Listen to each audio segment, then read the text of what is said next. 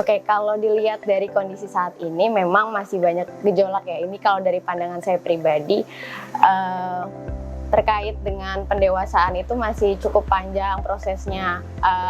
Konflik kepentingan, meskipun integritas dan juga narasi-narasi untuk kemajuan Indonesia sebenarnya sudah banyak, tapi dengan siapanya itu yang kembali, siapa yang bisa memegang kekuasaan itu yang akan menjadi penentu. Dan saya lihat sepertinya jika para pemimpin atau pemegang kebijakan tidak mengubah gaya atau style untuk memimpin, akan seperti jalan di tempat atau mungkin akan jadi lebih buruk.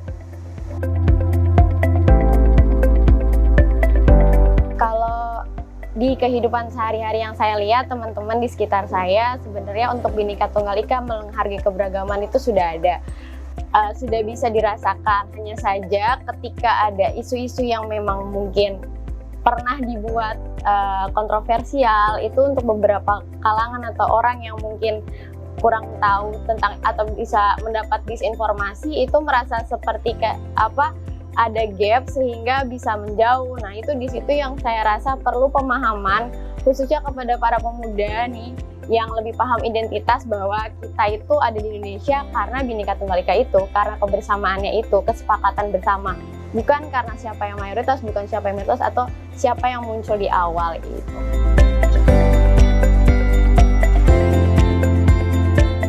Ya, kalau kesetaraan gender di lingkungan saya sendiri, saya asalnya dari daerah Depok ya, Jawa Barat, dan di daerah sana sebenarnya menurut saya sudah cukup tidak terlalu mempermasalahkan soal kesetaraan gender. Kita bisa merdeka untuk meraih pendidikan, pekerjaan.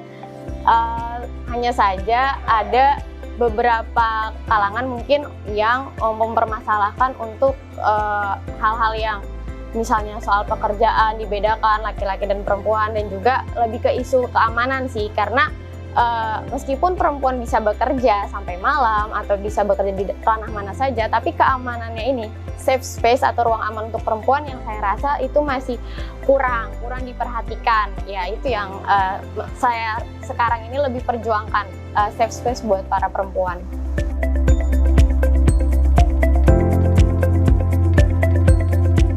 Ya, kalau dari saya pribadi, saya memang berusaha untuk belajar untuk diri saya sendiri dulu, menambah banyak informasi dari mana saja. Kemudian ketika saya sudah banyak informasi, mencoba menginternalisasikan apa nilai-nilai yang baik itu, kemudian menyebarkan dengan orang sekitar, utamanya sih dengan teman-teman, dengan keluarga yang belum paham soal itu, ketimpangan sosial atau segala macam tentang gender. Itu yang kita sama-sama membangun dan membuka ruang untuk diskusi. Dan saya rasa perempuan itu perlu banyak cerita, tapi mereka tidak tahu harus cerita kemana. Dan saya merasa saya akan berusaha untuk menjadi orang yang membuka ruang untuk perempuan berbicara.